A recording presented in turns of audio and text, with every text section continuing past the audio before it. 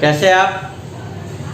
I hope you all happy at home and study labor hard.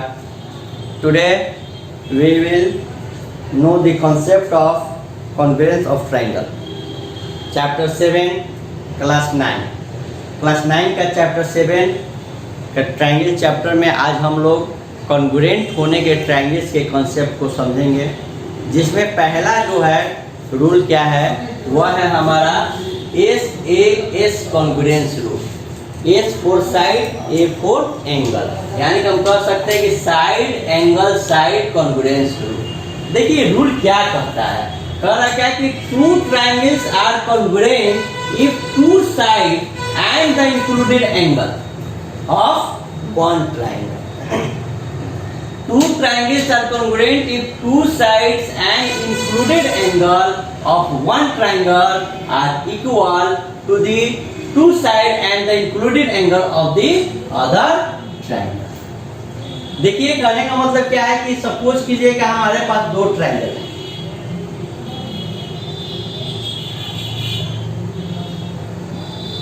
एक का नाम हमने दे दिया ABC और एक का नाम दे दिया हमने XY। अब हमें कहना क्या है कि ये दोनों ट्रायंगल जो है वह कॉन्ग्रुएंट है या नहीं है, और कॉन्ग्रुएंट कब होगा इसके बारे में हमें यहाँ बताना है अकॉर्डिंग टू दिस रूल।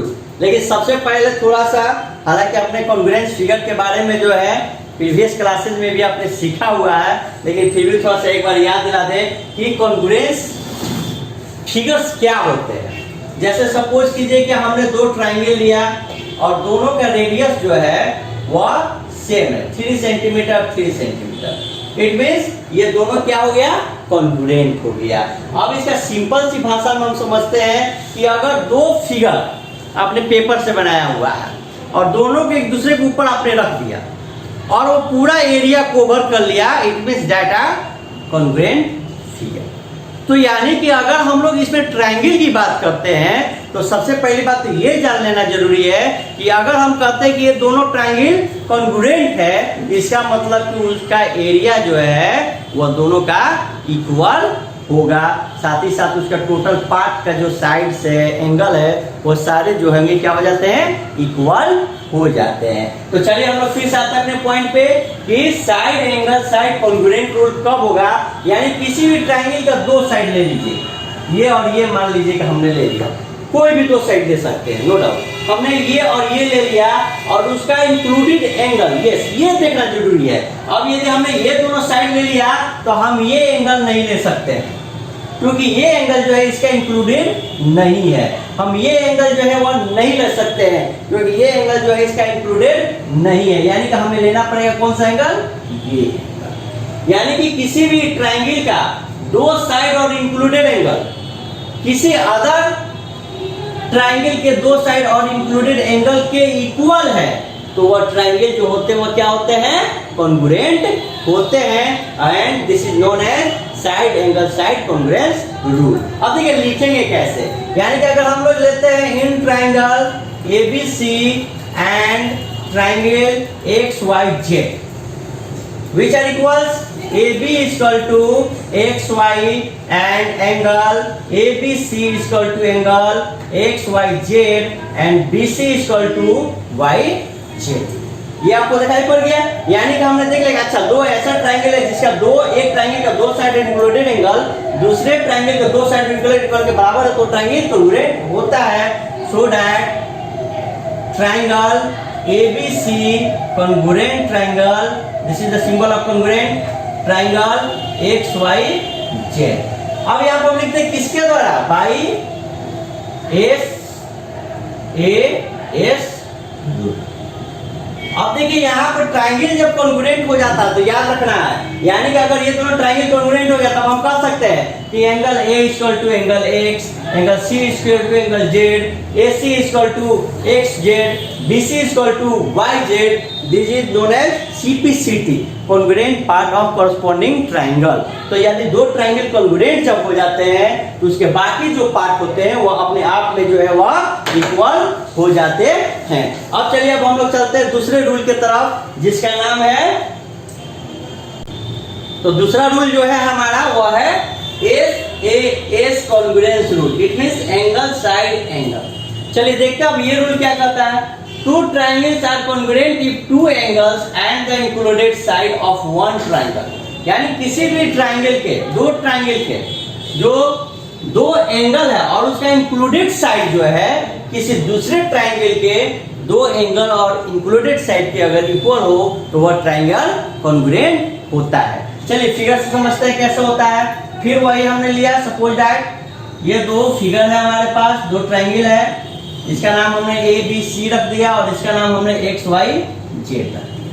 अब देखिए क्या कर रहा है, कोई भी दो एंगल, ये मान लेते ये एंगल ले लिया और हमने ये एंगल ले लिया। अब फिर आप इंक्लूडेड साइड का मतलब समझ रहे हैं, यानी हमने जब ये दोनों एंगल ले लिया तो इंक्लूडेड साइड जो है हमारा ये हो गया। और इसमें मान लेते हैं कि ये और ये हमारा इंक्लूडेड साइड ये हो गया। तो अगर इक्वल है तो ये दोनों ट्राइंगल जो होगा वह क्या होगा, कॉन्ग्रुएंट होगा। चलिए कैसे लिखेंगे, एंगल बी ए सी किसके बराबर है, angle Y X Z. Angle का नाम लिखना आप लोग प्रीवियस से जान रहे हैं, इस एंगल का हम क्या नाम देंगे, बी ए सी। अब ए किसके बराबर है, सपोज कीजिए एक्स के बराबर है, तो वाई एक्स जेड। अब हम लोग एक साइड लेते हैं, A B equal to X Y. Clear है। Again A B C equal to angle X Y Z. अब ये हमारा दो एंगल और एक साइड मिल गया। दो एंगल और इंक्लूडेड साइड जो है एक ट्राइंगल के दूसरे ट्राइंगल के दो एंगल और एक इंक्लूडेड साइड के इक्वल है। इट मींस ये दोनों ट्राइंगल जो होंगे वो क्या होंगे, कॉन्ग्रुएंट होंगे। So that triangle ABC congruent triangle X Y Z किसके द्वारा, तो ये हमारा हो गया बाई ए।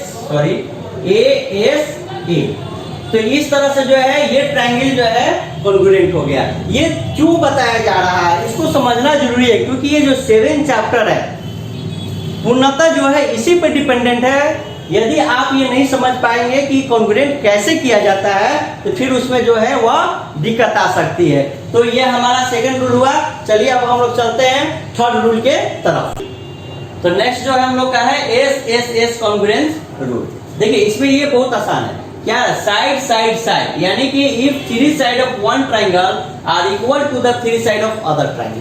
सिंपल सी बात है, यानी किसी एक ट्राइंगल का तीनों साइड दूसरे ट्राइंगल के तीनों साइड के इक्वल हो। देखिए सपोज दैट हमने दो ट्राइंगल बनाया,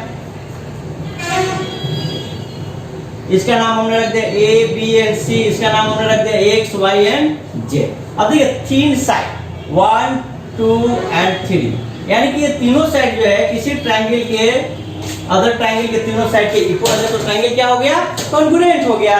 एकदम सिंपल है। देखिए कैसे, in triangle ABC and triangle XYZ, AB equal to XY, BC equal to YZ and AC equal to XZ। तीनों साइड जो एक दूसरे के बराबर हो गया। So that triangle ABC congruent triangle XYZ by S rule. ये एकदम सबसे आसान है, यानी किसी ट्राइंगल का तीनों साइड दूसरे ट्राइंगल के तीनों साइड के इक्वल हो तो वो ट्राइंगल कॉन्ग्रुएंट होता है। चलिए अब चलिए तो नेक्स्ट आप लोग का है RHS कॉन्ग्रुएंस रूल। ये थोड़ा सा डिफर है, इसमें थोड़ा सा इस पे ध्यान देना है कि ये जो है किसी भी प्रकार के ट्राइंगल पे नहीं आपका कॉन्ग्रुएंट रूल लागू होगा। ये only on the right triangles. देखिए यहाँ पे लिखा है if to right triangles the hypotenuse and one side of one triangle are equal to the hypotenuse and one side of other triangle। यानी कि अगर हमारे पास दो राइट एंगल ट्राइंगल है,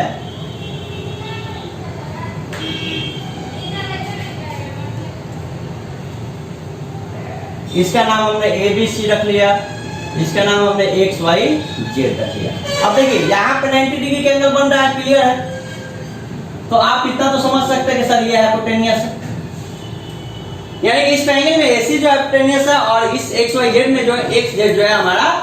अब इसमें का कोई एक साइड आप ले सकते हैं। आप या तो फिर अगर राइट ट्राइंगल की बात करते हैं परपेंडिकुलर भी ले सकते हैं या फिर बेस भी ले सकते हैं, या आपके ऊपर डिपेंड कर रहा है। यानी कि राइट एंगल ट्राइंगल का एक हाइपोटेनियस और कोई एक साइड, सपोज कीजिए हमने ये ले लिया और ये दोनों इक्वल है, तो हम जो यहाँ पे करेंगे कि ट्राइंगल जो है वो क्या हो गया, कॉन्ग्रुएंट हो गया। कैसे, चलिए देखते हैं।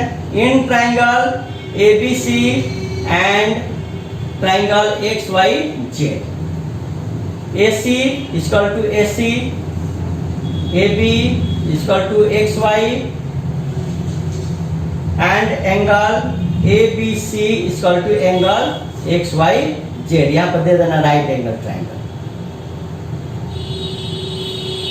सो that triangle ABC congruent triangle XYZ by RHS। तो यहाँ पर हमने देखा कि किस तरह से जो है RHS के द्वारा जो है हमारा ट्राइंगल जो है वो कॉन्ग्रुएंट हो जाता है, और यहाँ पे अगर एक हाइपोटेनियस और एक रहेगा तो हम लोग कॉन्ग्रुएंट कर सकते हैं। चलिए नेक्स्ट जो है हम लोग का वो है AAS कॉन्ग्रुएंस रूल, यानी कि एंगल एंगल साइड। चलिए इसमें देखते हैं क्या होता है। If two angles of one side of one triangle are equal to angle and one side of other triangle, यानी कि अगर हम दो ट्राइंगल लेते हैं और इस दो ट्राइंगल में हमने नाम दे दिया A B एंड C, इसका नाम हमने दिया X Y and Z।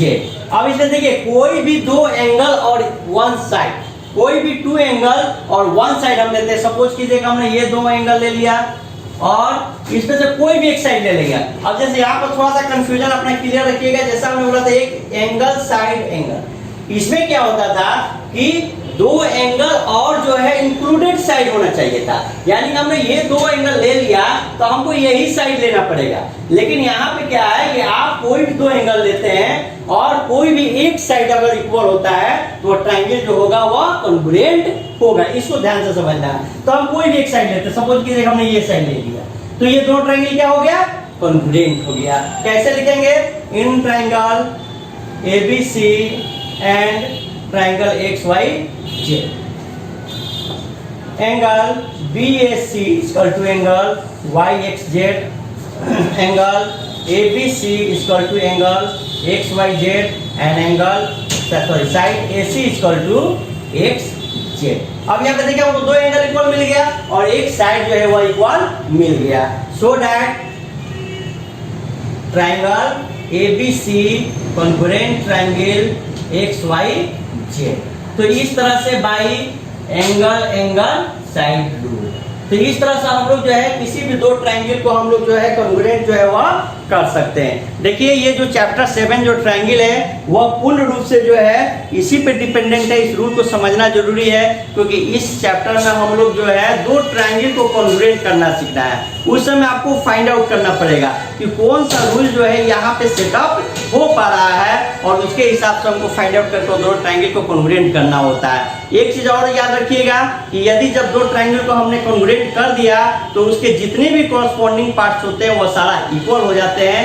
By rule हम लोग CPCT कहते हैं। कॉरस्पॉन्डिंग जो कॉन्ग्रुएंट पार्ट जो होते हैं, corresponding part of congruent triangle के जो होता है वो सारे जो होते हैं क्या होते हैं, इक्वल हो जाते हैं। तो इन सारी चीजों को ध्यान में रखिएगा, रिवाइज कीजिएगा। एक बात और है, इसको याद भी कर लीजिएगा, क्योंकि बहुत बार ऐसा देखा गया है कि एग्जाम में जो है ये रूल लिखने के लिए भी आ सकता है। तो थोड़ा सा समझना है, याद रखना है। फिलहाल के लिए इतना ही। Stay at home, be safe, thank you.